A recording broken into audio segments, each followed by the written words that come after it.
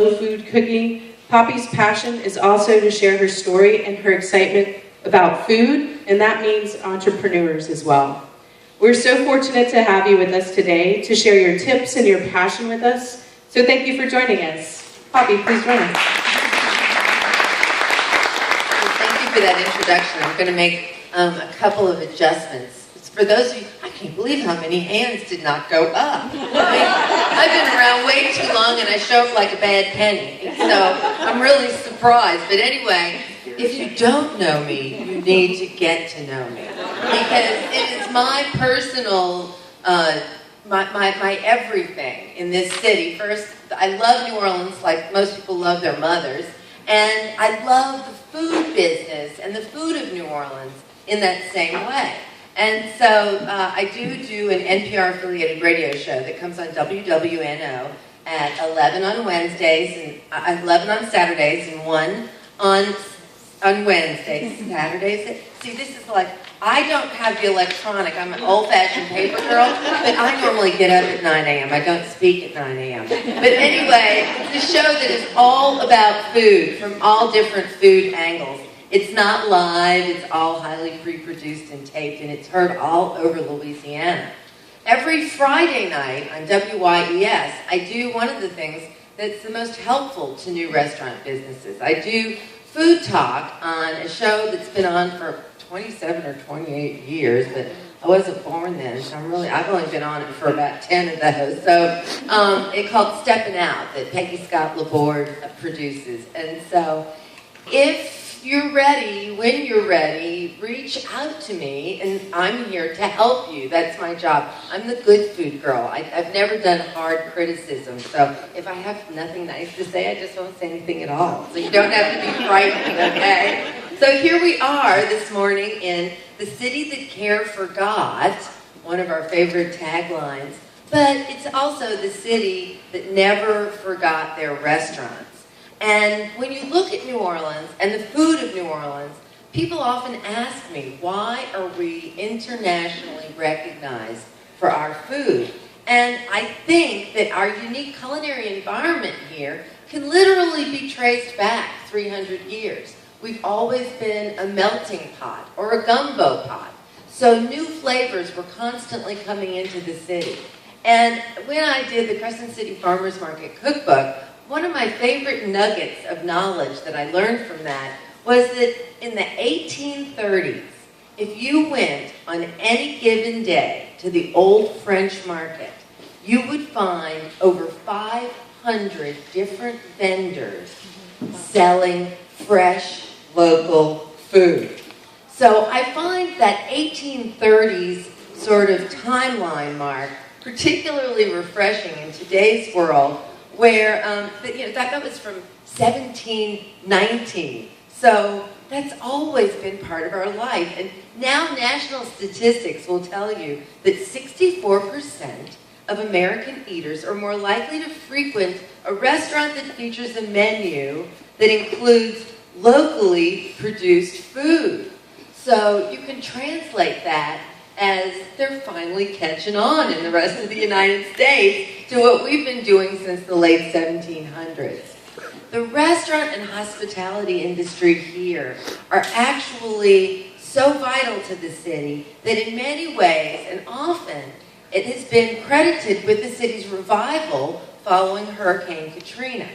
And in fact, if you draw, even though it's a cruel comparison, no matter which way you cut it, what we experienced with Katrina to what New York City experienced with 9/11, it makes total sense that the New York Times equates the New Orleans restaurant industry to New York's Wall Street as both being financial backbones of each of those cities.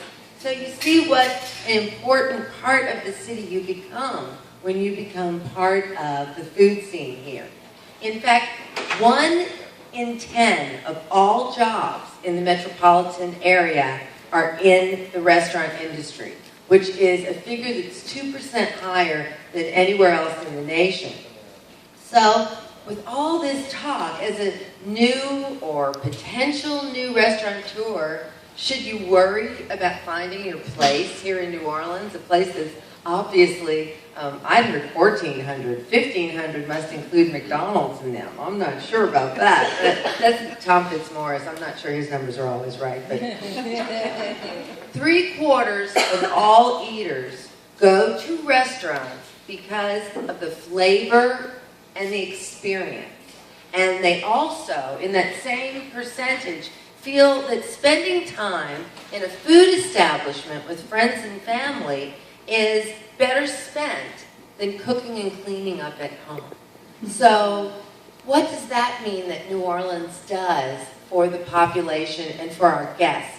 It provides them with a place. I mean, that's where the word restaurant comes from. It comes from the word, it means to rest. So it provides everybody a place to kick back and rest and be themselves with people who they love. After all, it doesn't matter what race or nationality or religion you are. The thing that makes us all human is that we all have to eat. And the place that we all come together is at the table. So by providing that table, you're actually providing a really important courtesy to the humans who live in this world with you.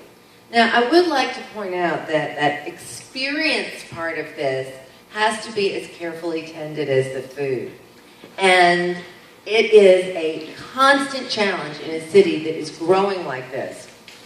Once you got the food down, as a restaurateur, your number one job has to be the front of the house, because your wait staff has to perform for you, or the very best food is not going to taste as good as it should when it left the kitchen. So that's a word of caution. Take really, really good care of your staff, and they will take care of your customers and you. Now, I'd like to predict that here in New Orleans, the industry future is very bright. For instance, if I look back over the past 8 years even, thanks to the efforts of people like Rachel Billow and the Food Truck Coalition, there are lots and lots of inexpensive, fun ways to test out your ideas before investing in the brick and mortar. And I have to say the pop-up phenomenon is another one. I think I hosted the first pop-up in this city ever. On Holy Thursday in 2006, Muriel's Restaurant turned their entire restaurant, their restaurant staff, and their entire facility over to my dear friend Leah Chase, so that New Orleans, after everything we've been through, would not be deprived of gumbo zerbs on Holy Thursday. I don't think there was a pop-up in the city before then. And so, what was the reaction? It's very interesting.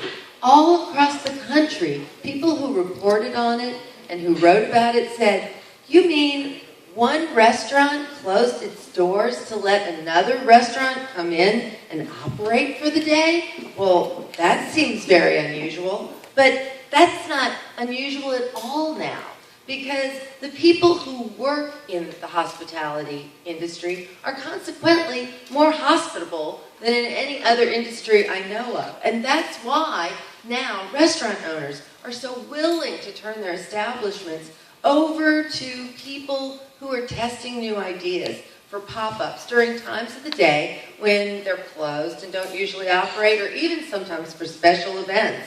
Like Dan Esses is doing at Three Muses on Tuesday night, and y'all better turn out for Toby Rodriguez's pig if you want to taste something good. That menu is rocking.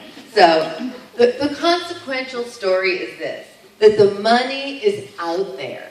It's obviously in this room, being ready to be lent, and it's in people's pockets all over the city and all over the country. Because nationally, already, people spend nearly 50% of every dollar they earn in the restaurant industry. So get that money. So my message here for you is put on your best game, no matter which path you take to choose to go into the New Orleans restaurant scene. Your place is there and waiting for you. And in this city, more than in any other city, perhaps in the world, your entry into that industry gives you an opportunity for immortality. And do you know how I substantiate that? I got 3 things I want to mention. Oysters Rockefeller, bananas Foster, blackened redfish. Need I say more? So go get them.